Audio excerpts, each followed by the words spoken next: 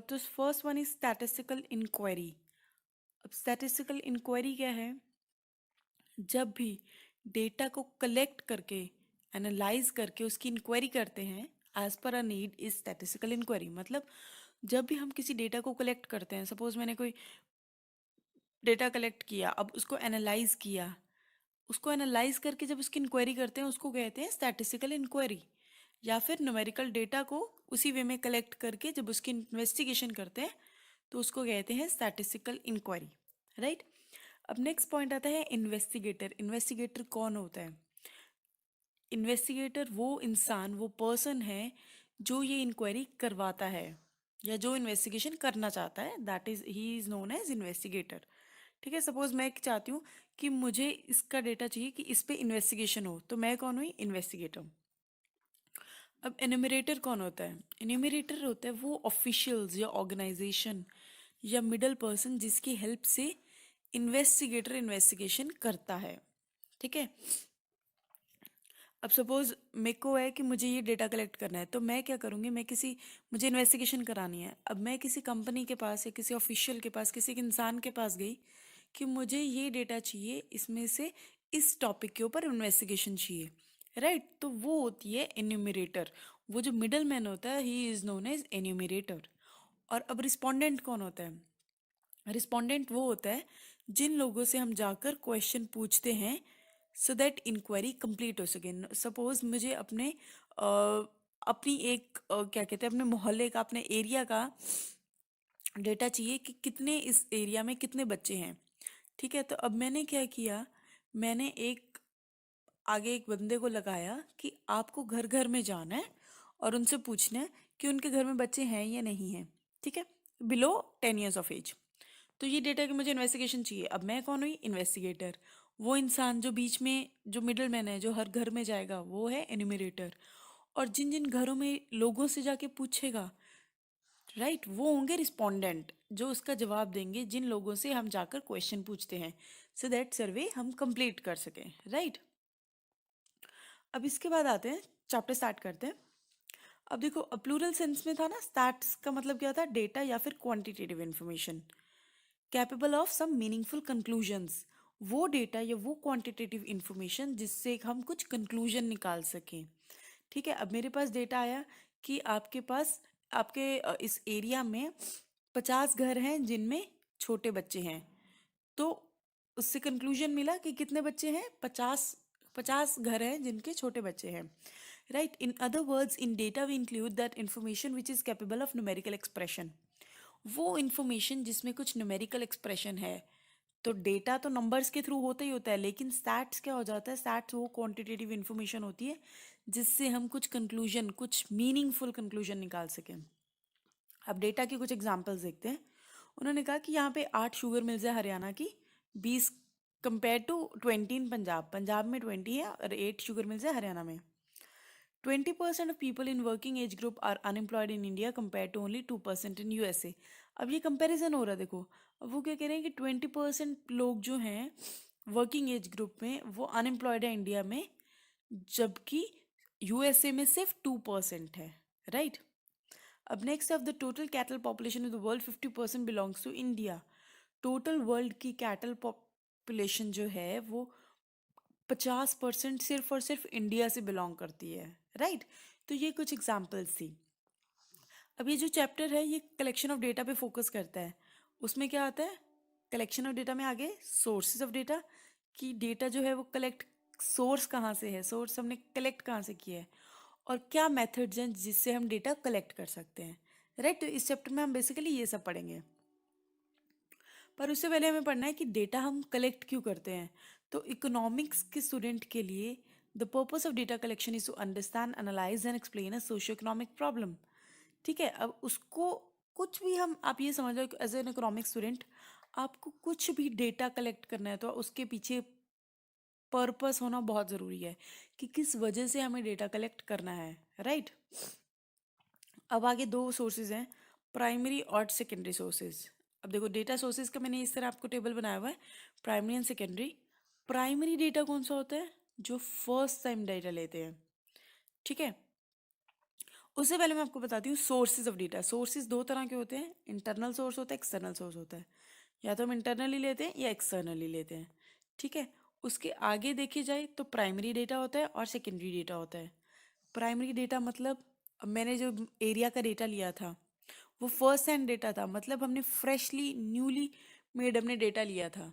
अब सपोज उस डेटा को मैंने यूज़ कर लिया और मेरे पास कोई और इंसान आता है, वो कहता है कि मुझे ना आपके एरिया के ये डेटा चाहिए, ये दे दो।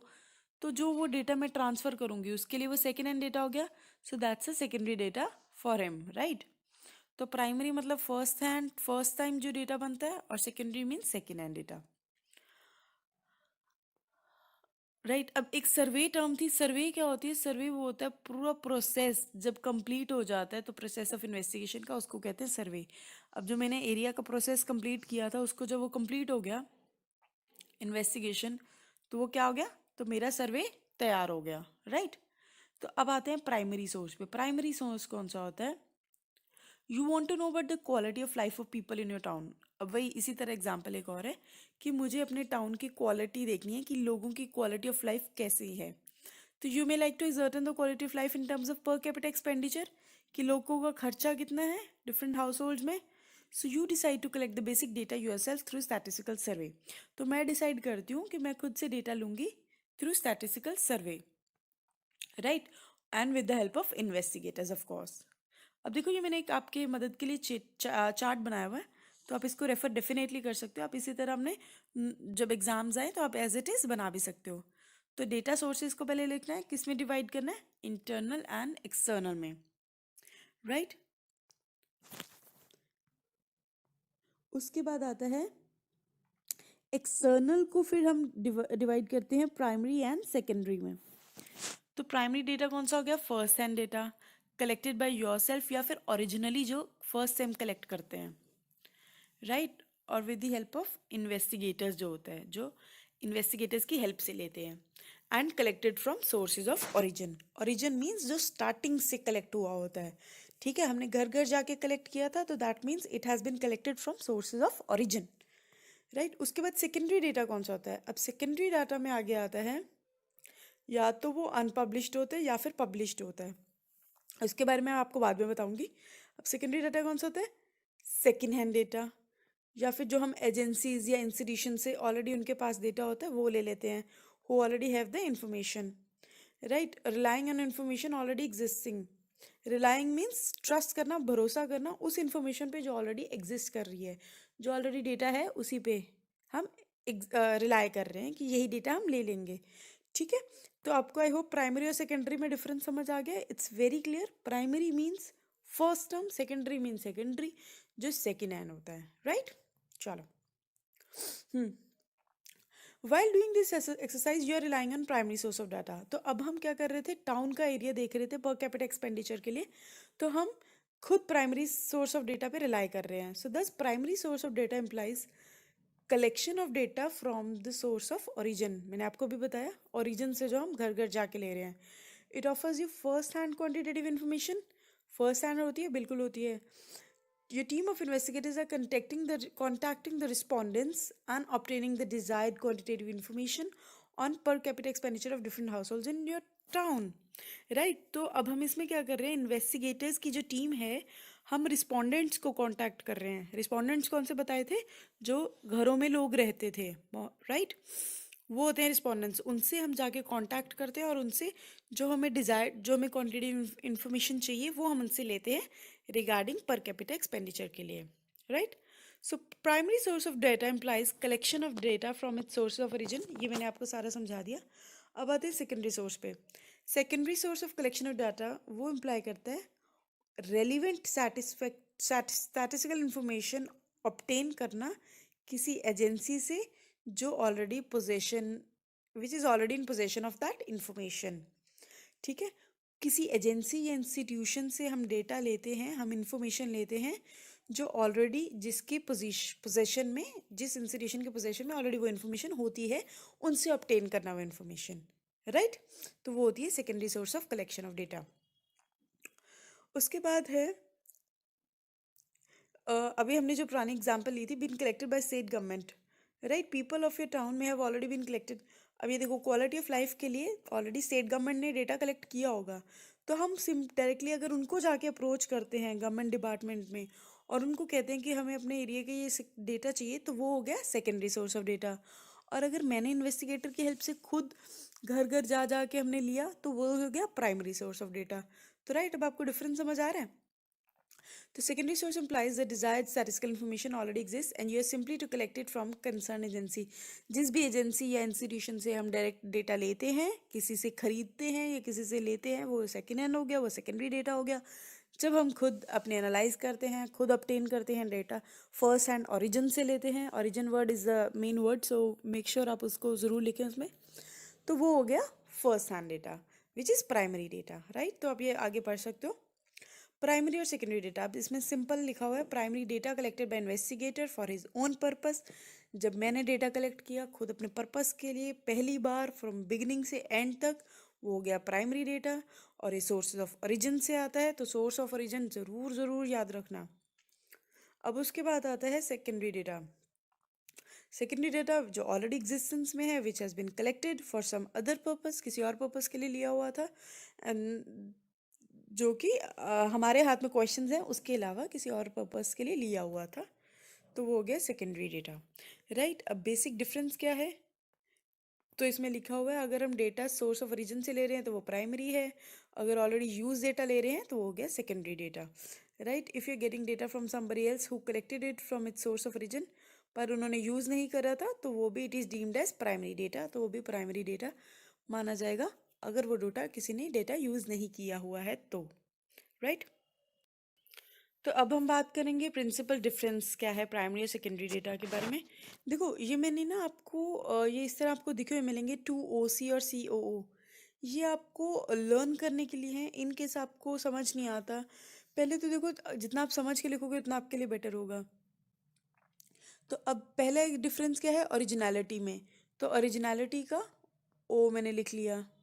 Difference in the suitability of objective, तो इसका भी ओ लिख लिया, सो दैट आपको याद रहे। Difference in cost of collection, तो कॉस्ट का हमने सी लिख लिया, तो या तो आप इसका 2OC याद कर सकते हो या COO, तो इस तरह आप लर्न कर सकते हो। अब मैं आपको बताती हूँ ओरिजिनलिटी का डिफरेंस क्या है। वही कि प्राइमरी डेटा जो होता है वो ओरिजिनल होता है और सेकेंडरी डेटा होता है वो ऑलरेडी इन एग्जिस्टेंस होता है।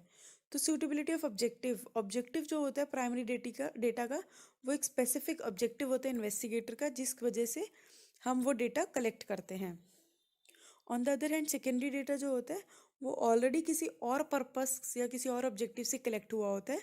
Therefore these data need to be adjusted, कि वो हमारा जो ऑब्जेक्टिव है उसको भी एडजस्ट कर सके, राइट। तो उस अकॉर्डिंग मतलब सूटेबिलिटी ऑफ ऑब्जेक्टिव, जो प्राइमरी डेटा होता है उसका ऑब्जेक्टिव ऑलरेडी हम उस अकॉर्डिंग ही लेते हैं, जो हमारा ऑब्जेक्टिव है उस अकॉर्डिंग ही डेटा कलेक्ट करते हैं।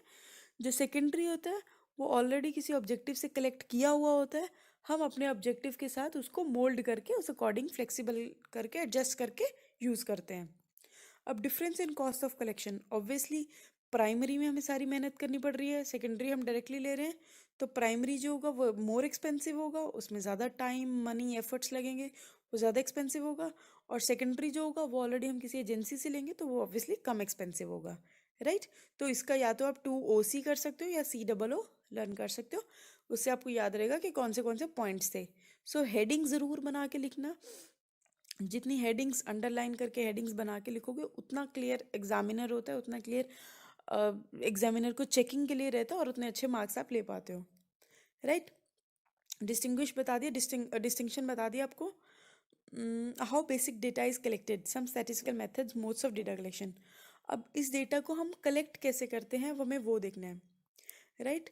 जब बेसिक डेटा को कलेक्ट करते हैं प्राइमरी सोर्स से, तो वो किस तरह करते हैं? वो इन्वॉल्व करता है study of set of statistical methods और स्टैटिस्टिकल टेक्निक, राइट। तो it involves the study of a set of statistical methods और स्टैटिस्टिकल टेक्निक्स। तो कौन सी हैं? प्राइमरी डेटा को कलेक्ट करने के लिए कुछ मेथड्स हैं, वो हम देखते हैं। अब प्राइमरी डेटा हम किस तरह कलेक्ट कर सकते हैं? या तो डायरेक्ट पर्सनल इन्वेस्टिगेशन करी, कि हर एक के घर घर में जाके करी। नेक्स्ट है इनडायरेक्ट ओरल इन्वेस्टिगेशन होती है, इन्फॉर्मेशन फ्रॉम लोकल सोर्सेज होती है, और information through questioners and schedules होती हैं। तो वन बाय वन मैं आपको समझाती हूँ। डायरेक्ट पर्सनल इन्वेस्टिगेशन कौन सी होती है? Personal way of collecting data face to face, जिसमें हम face to face data collect करते हैं, तो वो होती है डायरेक्ट हो गई, पर्सनल हो गई, राइट। तो ये आपको जो इसका टर्म है वो खुद से ही सेल्फ एक्सप्लेनेटरी है कि डायरेक्ट पर्सनल इन्वेस्टिगेशन मीन्स किसी इंसान के साथ हम डायरेक्टली जब पर्सनली उसके साथ बातचीत करके डेटा कलेक्ट करते हैं। तो it is a method by which data personally collected by investigator from the informants, right. Personally collect करते हैं, इस्टेब्लिशेस डायरेक्ट रिलेशन इसके साथ, पर्सन के साथ उसमें बनता है, whom the information is to be obtained, जिससे हमें इंफॉर्मेशन ऑब्टेन करनी है, राइट। उसके बाद अब सूटेबिलिटी क्या है, ये मेथड कब सूटेबल होता है, तो ये मेथड तब सूटेबल होता है जब इन्वेस्टिगेशन की फील्ड जो है वो थोड़ी लिमिटेड हो, बहुत बड़ी ना हो। तो पॉसिबिलिटी होता है, अब मुझे जैसे था 50 घरों में जाना था, तो वो पॉसिबिलिटी थी कि हाँ हम हर एक से मिल सकते हैं, तो वहाँ पे लिमिटेड था, बहुत ज़्यादा नहीं थे। A greater degree of originality of data is required, जहाँ पे हमें पूरा का पूरा एप्ट और ओरिजिनल डेटा चाहिए, वहाँ पे हमें इसकी सूटेबिलिटी आती है कि डायरेक्ट पर्सनली जाके हम सबसे इन्फॉर्मेशन कलेक्ट करें। और जब हमें इंफॉर्मेशन सीक्रेट रखनी है तब भी ये सूटेबल है। एक्यूरेसी जब ज़्यादा इंपॉर्टेंट है कि डेटा एक्यूरेट होना बहुत ज़रूरी है, राइट, तब ये कामयाब है। When direct contact with informant से रिक्वायर्ड, या फिर जब हमें डायरेक्ट कांटेक्ट चाहिए इन्फॉर्मेंट से, जिससे इन्फॉर्मेशन ले रहे हैं हमें उसे डायरेक्ट कांटेक्ट चाहिए, कि हमें पता होना चाहिए कि क्या वो इन्फॉर्मेशन सही दे रहा है और उसी से इन्फॉर्मेशन हमें लेनी है, तो फिर वो ठीक है, मतलब दैट, तो फिर ये वाला मेथड सूटेबल होता है। अब इसके फ़ायदे क्या हैं, मेरिट्स क्या हैं, अब देखो मेरिट्स क्या होंगे मैं आपको बताती हूँ। डायरेक्ट ओरिजिनल होएगा, उतना ही एक्यूरेट होएगा, हम उतना ज़्यादा उस पर रिलायबल कर सकेंगे, रिलायबिलिटी होएगी, उतना ही रिलायबल होगा डेटा, उस पर उतना ही भरोसा कर पाएंगे क्योंकि हमने खुद घर घर जाके कलेक्ट किया हुआ है। Related information, when in direct contact with informants the investigator may obtain other related information as well, तो उसमें क्या होता है कि हम रिलेटेड इन्फॉर्मेशन भी ले सकते हैं। अब सपोज मुझे दो चार इन्फॉर्मेशन पूछनी है, तो मैं उससे ना अपने हिसाब से अलग इन्फॉर्मेशन भी डायरेक्ट उससे ले सकती हूँ, right. Uniformity, there is a fair degree of uniformity in the data collected by investigator himself from the informants, it facilitates comparison. बहुत अच्छी डिग्री है यूनिफॉर्मिटी के डेटा में, डेटा डेटा जो होते हैं वो यूनिफॉर्म रहता है इसमें, इलास्टिक, प्रॉपर इलास्टिक रहता है कि एडजस्टमेंट्स हम अपने अकॉर्डिंग क्वेश्चंस की कर सकते हैं, क्योंकि हम डायरेक्ट ले रहे होते हैं, इन्वेस्टिगेटर से बातचीत इन्फॉर्मेशन ले रहे होते हैं, तो वो इलास्टिक रहता है, राइट। फ्लेक्सिबल भी लिख सकते हो आप, इलास्टिक भी लिख सकते हो। अब डीमेरिट्स क्या हैं, इसके नुकसान क्या है, हम ये वाला जो है ये वाइडर एरियाज में नहीं कवर कर सकते, क्योंकि अगर 1000 या 2000 लोग रहते हैं, 2000 घर हैं, तो ऑब्वियसली एक इंसान के लिए पॉसिबल नहीं है कि घर घर जाए, राइट। तो फिर वाइडर एरियाज में ये कामयाब नहीं है। पर्सनल बायस, हाँ बायसनेस हो सकती है कि मुझे लगे कि चल यार इसके अकॉर्डिंग इसका यही होगा, तो हम खुद से इन्फॉर्मेशन चेंज कर सकते हैं। कॉस्टली बहुत होता है, ऑब्वियसली एक्सपेंसिव होगा, टाइम कंज्यूमिंग है, मनी कंज्यूमिंग है। लिमिटेड कवरेज है, कवरेज जो है वो डेफिनेटली लिमिटेड है, because area of investigation small रहता है, इसलिए कवरेज भी इसकी लिमिटेड रहती है। अब होती है इनडायरेक्ट ओरल इन्वेस्टिगेशन, अब ये कौन सी होती है, ये वो इन्वेस्टिगेशन होती है जो इनडायरेक्ट रहती है। जैसे सपोज मैंने आपके बारे में इंफॉर्मेशन ली, आपके रिलेटिव से ले ली, तो एक तो ओरल इन्वेस्टिगेशन करी और इनडायरेक्ट हो गई। So it is a method by which information is obtain not from the person, उस पर्सन से नहीं ली regarding whom the information is needed, it is collected orally from other persons who are expected to possess the necessary information। अब मुझे आपके बारे में information चाहिए, तो मैंने आपसे नहीं ली, लेकिन आपके फैमिली मेम्बर से ले ली, जो जिसको आपके बारे में पता है, बट आपके बारे में इंफॉर्मेशन चाहिए, आपसे नहीं ली लेकिन आपके रिलेटिव से ली, जिसके बारे में जो आपको अच्छे से जानता है, तो आप एक्सपेक्ट करती हूँ कि वो आपकी इंफॉर्मेशन पोजेस करते हैं, राइट। तो these are the person are known as witnesses, तो इनको हम विटनेसेस भी बोल सकते हैं। अब इनकी सूटेबिलिटी कहाँ है, अब ये मेथड वहाँ पे सूटेबल है जहाँ पे इन्वेस्टिगेशन का एरिया बहुत बड़ा है, राइट। तो उसमें हम दूसरों से इन्फॉर्मेशन ले सकते हैं, तो उसमें सूटेबल है जहाँ पे डायरेक्ट पॉसिबल नहीं है कि डायरेक्ट पर्सन को मैं कांटेक्ट कर सकूँ, राइट। तो उसके बाद है investigation is so complex in nature that only experts can give information, जहाँ पे सिर्फ इन एक्सपर्ट्स इन्फॉर्मेशन दे सकते हैं, वो वहाँ पे सूटेबल है। तो ये सब है। इसके बाद अब मेरिट्स क्या बनते हैं, मेरिट्स के मैंने आपको फिर सीब्स या बीक्स लिख दिए, तो इस अकॉर्डिंग आप कर सकते हो। मैंने बता दिया कहाँ कहाँ सीब्स का, CEEBS बता दिया आपको। अब सी वाइड कवरेज ये मेथड जो है वहाँ पे इसका फ़ायदा क्या है, जहाँ पे इन्वेस्टिगेशन बहुत वाइड हो, एरिया कवरेज ज़्यादा हो। ठीक है, एक्सपेंसिव ज़्यादा नहीं है क्योंकि हम बाकियों से इन्फॉर्मेशन ले रहे हैं, डायरेक्ट पर्सनल इन्वेस्टिगेशन की कोई बात नहीं है यहाँ पे। एक्सपर्ट ओपिनियन हम डेफिनेटली रेफर कर सकते हैं, तो that is also a benefit. Biasness नहीं होगी यहाँ पे, फ्री फ्रॉम बायस रहेगा, क्योंकि हम किसी और से इन्फॉर्मेशन ले रहे हैं तो पर्सनल बायस की बात नहीं होती यहाँ पे। और काफ़ी सिंपल अप्रोच है डेटा कलेक्ट करने की। अब डीमेरिट्स क्या है कि एक्यूरेट ज़रूरी नहीं है कि वो एक्यूरेट, वो विटनेस जो है, वो रिलेटिव जो है, वो एक्यूरेट इन्फॉर्मेशन दे, तो that is not possible. Biasness यहाँ पे भी हो भी सकती है, क्वाइट पॉसिबल। डाउटफुल कंक्लूजन्स जो हैं वो 100% एक्यूरेट नहीं आ सकते, क्योंकि डाउटफुल रह सकते हैं। क्योंकि विटनेस जो है वो केयरलेस भी हो सकता है, ज़रूरी नहीं है कि वो 100% sure proper like right information दे। टाइम कंज्यूमिंग डेफिनेटली है, राइट। तो ये आगे अब आ गया डिफरेंस बिटवीन डायरेक्ट पर्सनल और इनडायरेक्ट ओरल इन्वेस्टिगेशन में। तो ये डिफरेंसेस, तो अब जो डिफरेंस है वो मैं आपको बताती हूँ कि डायरेक्ट पर्सनल में डायरेक्ट कांटेक्ट होता है, इनडायरेक्ट ओरल इन्वेस्टिगेशन में डायरेक्ट कांटेक्ट नहीं होता। नेक्स्ट सेकंड पॉइंट है कि डायरेक्ट इन्वेस्टिगेशन में वो पॉसिबल होती है जब फील्ड जो है वो स्मॉल हो, इन्वेस्टिगेशन का एरिया वो स्मॉल हो, लेकिन जो इनडायरेक्ट है वो बड़ी रिलेटिवली लार्ज वालों के लिए सूटेबल रहती है। तो in the direct personal investigation, investigator जो है अ, उसको लैंग्वेज और कल्चरल हैबिट्स इन्फॉर्मेंट्स की पता होनी चाहिए, तो तो ही बेनिफिशियल है। और ऐसा कुछ इनडायरेक्ट ओरल इन्वेस्टिगेशन में रिक्वायरमेंट नहीं है। डायरेक्ट इन्वेस्टिगेशन वो ज़्यादा एक्सपेंसिव रहती है इनडायरेक्ट के कंपैरेटिव, राइट। अब नेक्स्ट आता है इन्फॉर्मेशन फ्रॉम लोकल सोर्सेज और करस्पॉन्डेंट्स। अब ये कौन सी होती हैं? करस्पॉन्डेंट या लोकल सोर्सेज कौन से हुए जिसको एक इन्वेस्टिगेटर एक एरिया के लिए पॉइंट करता है।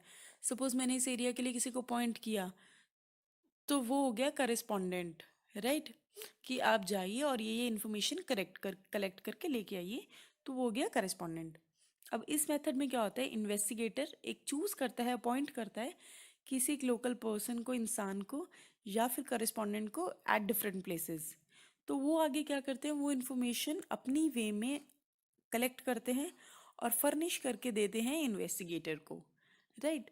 तो अब ये वाला मेथड सूटेबल कहाँ रहता है, जहाँ पे रेगुलर और कंटिन्यूस इन्फॉर्मेशन चाहिए।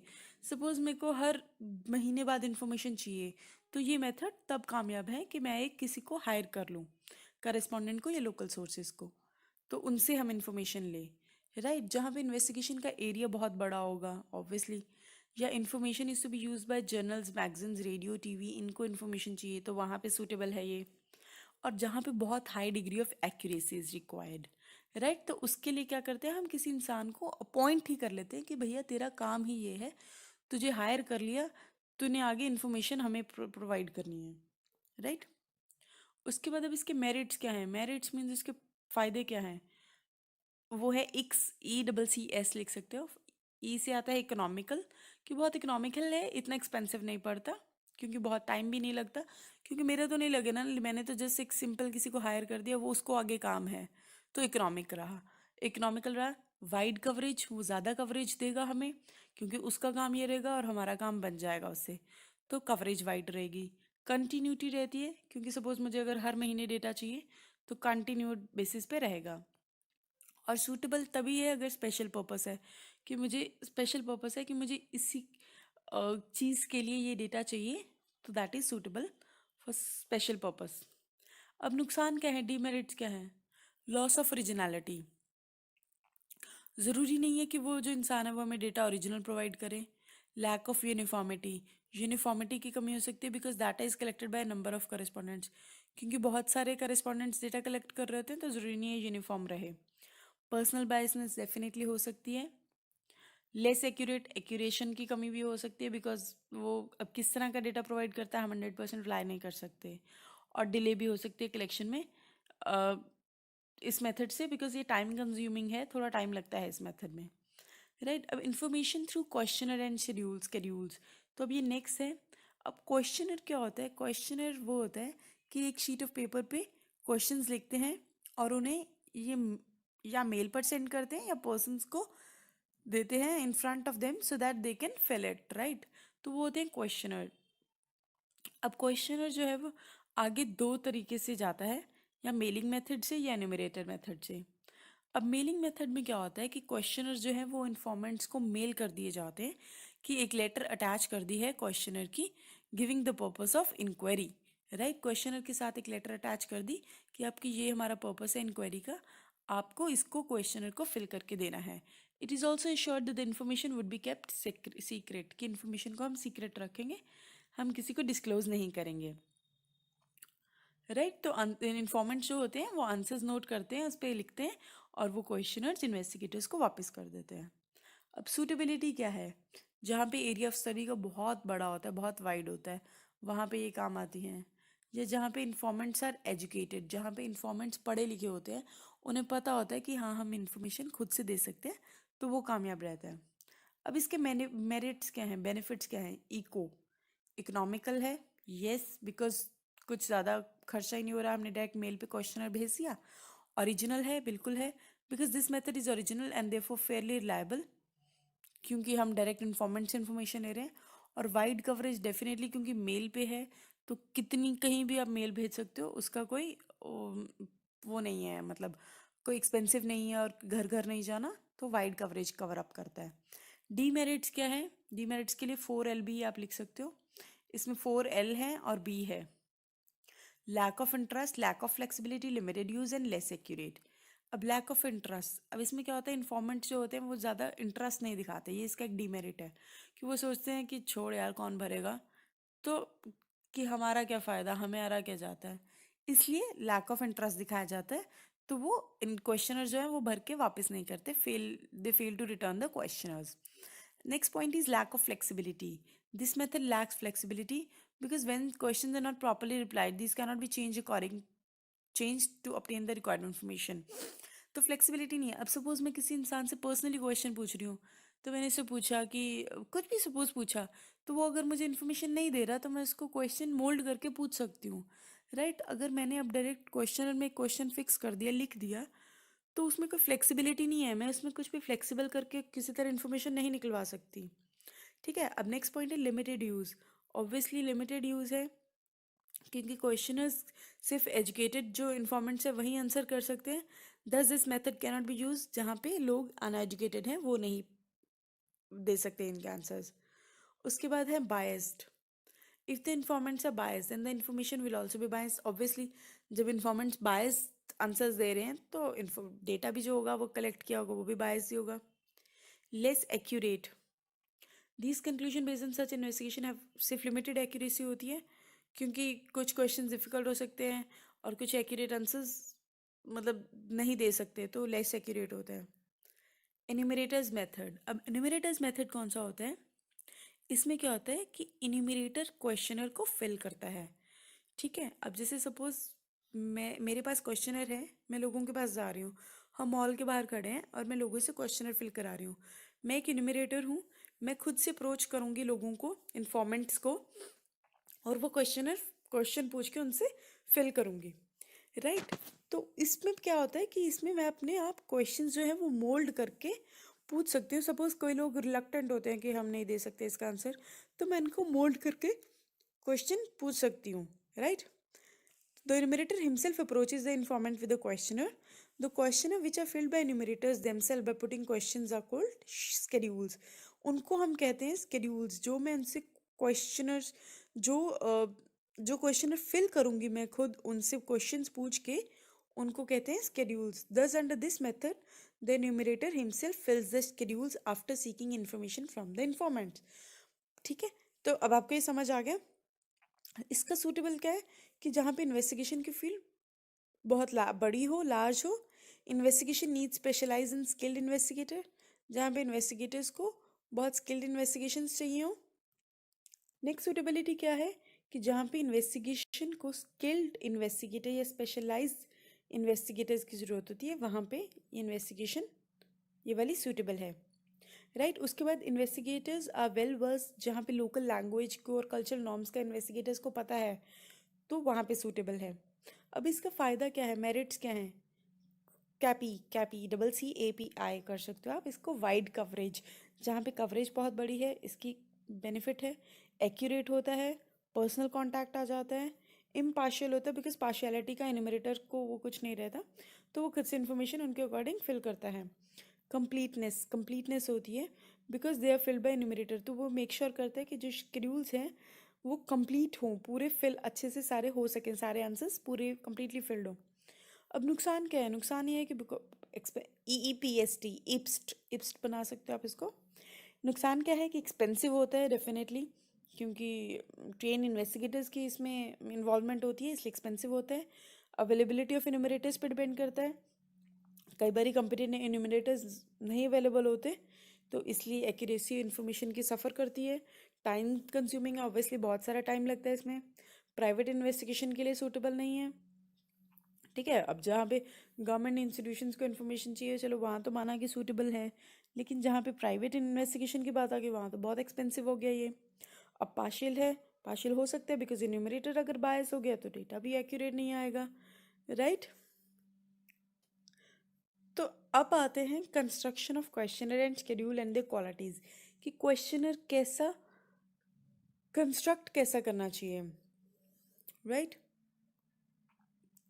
क्वेश्चनर कैसा होना चाहिए, गुड क्वेश्चनर की क्वालिटीज क्या होती हैं, कि जहाँ पे क्वेश्चन जो हैं वो लिमिटेड हों, मतलब बहुत फिजूल के क्वेश्चन ना हो, जो हमारी इंक्वायरी है उस अकॉर्डिंग एप्ट क्वेश्चन हो, कि अगर 10 क्वेश्चन से हमें प्रॉपर हमारा डेटा कलेक्ट हो रहा है, हमारा सारा सर्वे पूरा हो रहा है, तो हमें लिमिटेड नंबर ऑफ क्वेश्चन ही रखने चाहिए। क्वेश्चंस बिल्कुल सिंपल होने चाहिए, क्लियर होने चाहिए कि ये हमारे क्वेश्चन है, सो सिंप्लिसिटी होनी चाहिए, राइट। बहुत बड़े क्वेश्चंस होने चाहिए, शॉर्ट होने चाहिए, प्रॉपर ऑर्डर होना चाहिए क्वेश्चंस का, एक सीक्वेंस में जो होने ज़रूरी हैं, नो अनडिज़ायरेबल क्वेश्चंस, कोई फजूल के क्वेश्चंस नहीं होने चाहिए, नॉन कॉन्ट्रोवर्शियल क्वेश्चंस नहीं की ज़रूरत नहीं है, वहाँ पे नहीं होने चाहिए, कुछ पॉलिटिक्स के रिलेटेड कि आपका इस पर्टिकुलर लीडर को लेके क्या है व्यूज़, ऐसा कुछ मतलब कॉन्ट्रोवर्शियल क्वेश्चंस नहीं होने चाहिए, सिंपल क्वेश्चंस होने चाहिए। Sorry, calculations questions involving calculations by respondent must be avoid, तो उसमें कुछ मतलब कोई उन क्वेश्चन में कुछ कैलकुलेशंस की ज़रूरत ना हो, question simple yes no 1 to 5 rating, इस तरह क्वेश्चन हो कि उनको आसानी से वो सॉल्व कर सकें। प्री टेस्टिंग पैलेट सर्वे होना चाहिए। अब ये क्या होता है, क्योंकि सम क्वेश्चंस भी asked from the informants on trial basis, कुछ क्वेश्चन जो होते हैं वो ट्रायल बेसिस पे पूछे जाते हैं, if the answer involve some difficulty these can be reframed accordingly. अब उनको आंसर्स फिल करने में अगर कुछ मुश्किल होती है तो उनको हमें रीफ्रेम करना चाहिए, दोबारा से बनाने चाहिए उस अकॉर्डिंग के लिए। तो ये जो टेस्टिंग होती है इसको हम पायलट सर्वे कहते हैं, राइट। मतलब ये सर्वे बनने से पहले के जो प्री टेस्टिंग क्वेश्चंस होते हैं, हम सेट करते हैं क्वेश्चंस, हमने सॉल्व करवाए ट्रायल बेसिस पे, हमने ये क्वेश्चंस बनाए, हमने उनको आगे दिखाया, लेकिन अगर उनको डिफ़िकल्टी हो रही है फिल होने में तो हम उसको रिफ्रेम करेंगे कि कैसे हम उनको मोल्ड करके इस अकॉर्डिंग बनाए कि वो आसानी से आंसर्स दे सके। तो इस टेस्ट को कहते हैं pilot survey. Instructions, a questionnaire must show clear instructions for filling in the form. Questionnaire के टॉप पे हमेशा इंस्ट्रक्शन होनी चाहिए कि इस क्वेश्चनर को हमें कैसे फिल करना है क्लियरली, राइट। अब नेक्स्ट है avoid personal questions. Personal questions हमें अवॉइड कर देने चाहिए, वो नहीं होने चाहिए, बहुत personal questions they should not be there in the questionnaire, and then there should be a proper sequence, question proper sequence में होना चाहिए। क्रॉस वेरिफिकेशन होनी चाहिए, सर्च क्वेश्चन में भी आज एज हेल्प क्रॉस वेरीफाई हो सकें, राइट। तो इस तरह क्वेश्चन होना चाहिए, सपोज आपने ऊपर लिख दिया डेट ऑफ बर्थ, ठीक है, कि उन्होंने लिख दिया आपने ये डेट ऑफ बर्थ है, तो आपको ये लिखना चाहिए हाउ ओल्ड आर यू। तो वो अगर आपको एज वेरी करता है तो आपको समझ में आ जाएगा कि ये गलत है, अगर एज सेम आ रही है तो आप क्लियरली समझ जाओगे कि ये सही है। So request for return, request should be made to the respondents, उसमें क्लियरली मेंशन होना चाहिए, रिक्वेस्ट दी होनी चाहिए कि आपको ये क्वेश्चनर रिटर्न करना है in all respects. The informant must be assured that the information conveyed by him will be treated as confidential, उसमें ये भी लिखा होना चाहिए कि ये इन्फॉर्मेशन जो है ये हम कॉन्फिडेंशियल रखेंगे।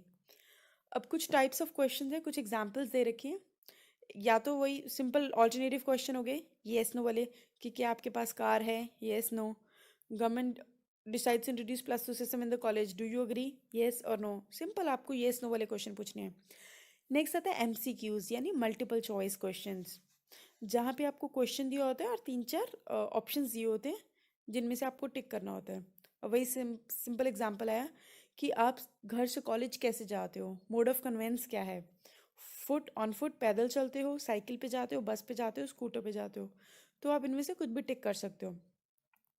अब एक आता है स्पेसिफिक इन्फॉर्मेशन क्वेश्चन, कि जहाँ पे हमें स्पेसिफिक कुछ इन्फॉर्मेशन चाहिए, राइट। तो इसमें क्या होता है कि कौन सी क्लास में पढ़ते हो, how much pocket allowance do you get, तो ये हो गया स्पेसिफिक इन्फॉर्मेशन। अब एक आ जाते हैं ओपन क्वेश्चन आते हैं। इन क्वेश्चन में क्या होता है, the informant is requested to give his views on specific issues. उनके व्यूज लेते हैं कुछ स्पेसिफिक इश्यूज पे, कि आप खुद से कुछ भी लिख सकते हो इसमें आंसर्स में, कि how can prices in India be control, हम कैसे कंट्रोल कर सकते हैं, how power shortage in the country be overcome. तो ये ओपन क्वेश्चंस होते हैं जिनको आपको खुद अपने व्यूज लिखने होते हैं। तो इसमें कुछ येस नो एमसीक्यूज वो सब नहीं होता, राइट। तो ये अलग अलग तरह के क्वेश्चनर्स होते हैं जिनमें हम इस तरह के क्वेश्चंस अलग अलग डाल सकते हैं। ये कुछ आपको दिखा रखे हैं, या आप पढ़ सकते हो। अब आते हैं कलेक्शन ऑफ सेकेंडरी डाटा। अब आ गए हम सेकेंडरी डाटा, जहाँ पे मैंने आपको स्टार्टिंग में बताया था कि हम बाद में पढ़ेंगे। Sources of secondary data published होते हैं और एक अनपब्लिश्ड होते हैं। अब पब्लिश सोर्सेज कौन से होते हैं, अब देखो पब्लिश सोर्सेज वो होते हैं, अब ये सेकेंडरी डेटा की बात कर रहे हैं, जो हम डेटा किसी और से कलेक्ट करते हैं, किसी एजेंसी से ले लिया या फिर हमने किसी इंस्टीट्यूशन से ले लिया, उनकी बात कर रहे हैं सेकेंडरी की, राइट। तो पहला आ गया पब्लिश सोर्सेज। पब्लिश सोर्सेज में कौन से थे, गवर्नमेंट पब्लिकेशन। सपोज हमने किसी गवर्नमेंट पब्लिकेशन से ले लिया डेटा।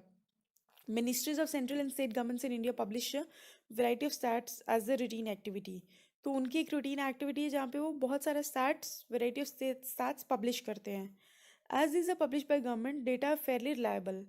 गवर्नमेंट ने डेटा पब्लिश करा होता है, तो फिर हम इनको रिलायबल मान लेते हैं कि ये रिलायबल होते हैं। Some of the notable government publication on stats are. अब कुछ नोटेबल गवर्नमेंट पब्लिकेशंस हैं जो स्टैट्स पे जो ये सब करती हैं, that are statistical abstract of India, annual survey of industries, ये सब है, यहाँ पढ़ सकते हो। अब उसके बाद है सेमी गवर्नमेंट पब्लिकेशंस होते हैं।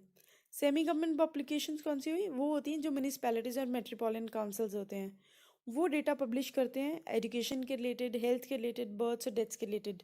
वो भी हम काफ़ी हद तक रिलायबल और यूज़फुल मान सकते हैं। उसके बाद आ गया reports of committees and commissions.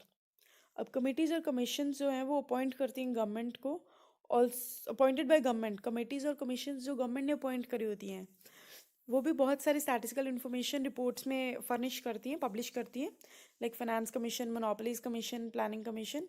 तो ये सब कमीशन ऑफ इंडिया है जो स्टैटिस्टिकल इन्फॉर्मेशन अपने रिपोर्ट्स में पब्लिश करती हैं। अगली आती है पब्लिकेशन ऑफ ट्रेड एसोसिएशन। देखो इनमें आप सिंपल इन्फॉर्मेशन सारी ऑलमोस्ट सेम लिखनी है, बस ये याद रख लेना इसका है जिग्सरैक्ट। जिग्सरैक्ट डबल आर है। जे से आ गया, मैं आपको बताती हूँ, जे से आ गया जर्नल्स एंड पेपर, आई से आ गया, मैंने साथ साथ लिखे हुए हैं देखो, आई से इंटरनेशनल पब्लिकेशंस आ गया, आर से publication of research hold scholars, ये सब आगे आगे लिखे हुए हैं। तो आप ये ज़रूर याद कर जाना, हेडिंग्स लिख सकते हो, हेडिंग्स के अंदर आप खुद से कुछ भी बना सकते हो, उसमें कोई दिक्कत नहीं होगी, राइट।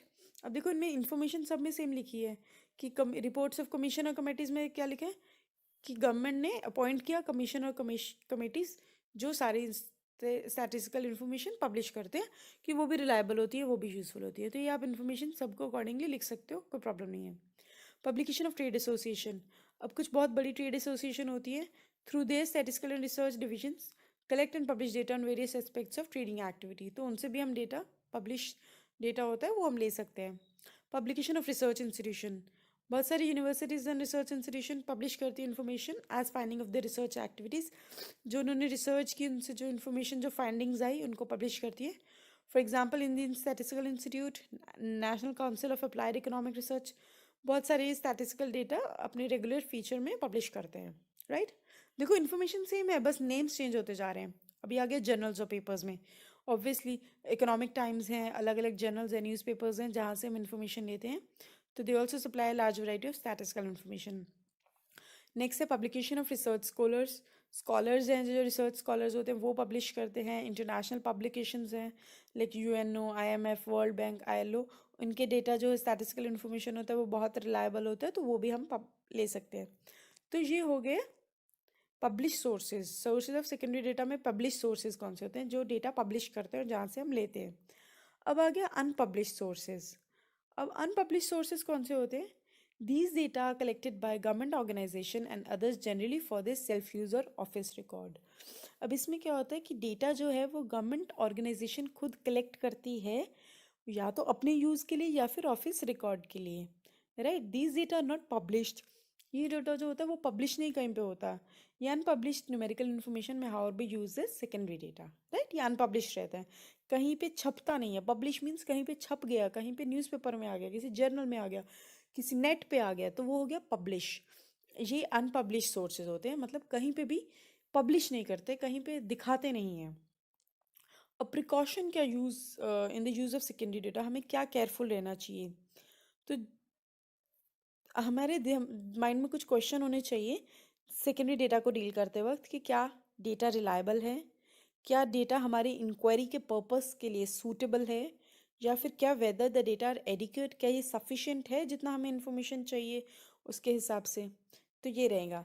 उसके अलावा जो है एबिलिटी ऑफ कलेक्टिंग ऑर्गेनाइजेशन, हमें ज़रूर चेक करना चाहिए कि उस ऑर्गेनाइजेशन जिसने कलेक्ट किया है डेटा कि क्या उसकी एबिलिटी है। Data should be use only if it is collected by able experience and impartial investigators ने ही कलेक्ट किया है, तभी हम उन पर लायबल हो सकते हैं, तभी हमें वो डेटा लेना चाहिए कि क्या उनकी एबिलिटी है जिसने ये ऑर्गेनाइजेशन ने डेटा कलेक्ट किया है कि वो सही डेटा कलेक्ट कर सकें, और क्या ऑब्जेक्टिव और क्या स्कोप रहा है जिसमें डेटा ये इन्वेस्टिगेशन हुई है। मेथड्स ऑफ कलेक्शन क्या थे, टाइम और कंडीशंस क्या है कलेक्शन की। One should also make sure of period of investigation, कि कौन से पीरियड की इन्वेस्टिगेशन है, right. For example data collected during war times may not be suitable. Obviously जो लड़ाई के वक्त डेटा कलेक्ट हुआ है वो आज काम नहीं आ सकता पीस टाइम्स में, सो वो देखना ज़रूरी है। Definition of unit, one should also make sure कि यूनिट्स ऑफ मेजरमेंट क्या रही हैं, राइट। तो अगर यूनिट ऑफ मेजरमेंट अलग हो रही है तो डेटा मस्ट बी मॉडिफाइड, उस अकॉर्डिंग हमें डेटा मॉडिफाई करने की ज़रूरत है। एक्यूरेसी देखने की ज़रूरत है कि क्या डेटा एक्यूरेट भी है। अब दो सोर्सेज आते हैं सेकेंडरी डेटा को कलेक्ट करने के, राइट। जो दो इंपॉर्टेंट सोर्सेज है वो कौन से, census of India and reports and publications of national sample survey office. अब सेंसस ऑफ इंडिया में क्या होता है, सेंसस ऑफ इंडिया होता है एक वो पब्लिकेशन है गवर्नमेंट ऑफ इंडिया की। It is published by registrar general and census commissioner. इसमें क्या होता है कि it relates to population size and various aspects of demographic changes in India. इसमें क्या होता है कि गवर्नमेंट ऑफिशियल्स कुछ हायर करते हैं, उनको पूरे पूरे पूरे पूरे मतलब पूरे इंडिया में हर घर में जाना होता है और कुछ इंफॉर्मेशन या क्वेश्चनर्स फिल करने होते हैं, तो वो हो जाता है सेंसस ऑफ इंडिया, राइट। हर एक घर इसमें कवर अप होता है। अब सपोज डेटा कुछ भी हो सकता है, पॉपुलेशन साइज का, या size, growth rate, distribution of population, population projections, sex composition of population, state of literacy, तो वो बहुत सारी चीज़ें हो सकती हैं। Information on these parameters relate to country as a whole as well as different states and union territories of the country. As the name suggests, Census of India is a comprehensive inquiry on population size. ये बहुत बड़ी inquiry है, comprehensive means बहुत बड़ी inquiry है population size पे and related parameters of change covering each and every house hold of country. बिल्कुल पूरे कंट्री का हर एक घर इसमें कवर अप होता है, राइट। अब नेक्स्ट आता है reports and publications of national sample survey office. अब जैसे नेम सजेस्ट कर रहा है, reports and publication of national sample survey, तो इसमें क्या होता है, एनएसएसओ, ये इंपॉर्टेंट, ये गवर्नमेंट ऑर्गेनाइजेशन है, मिनिस्ट्री ऑफ स्टैट्स और प्रोग्राम इम्प्लीमेंटेशन के under. These organisation conducts regular sample survey to collect basic statistical, इसमें सैंपल के बेसिस पे इंफॉर्मेशन कलेक्ट होती है, राइट। रेगुलर सैंपल सर्वेज होते हैं to collect basic statistical information relating to a variety of economic activity in rural as well as urban parts of country. अब census में क्या होता था, सेंसस में हर एक घर कवर अप होता था, और इसमें क्या होता है, इसमें सैंपल बेसिस पे कवर अप हो रही हैं चीज़ें, राइट। तो ये सब चीज़ें हैं, बाकी आप ये सब एग्जांपल्स पढ़ सकते हो, एम्प्लॉयमेंट अनएम्प्लॉयमेंट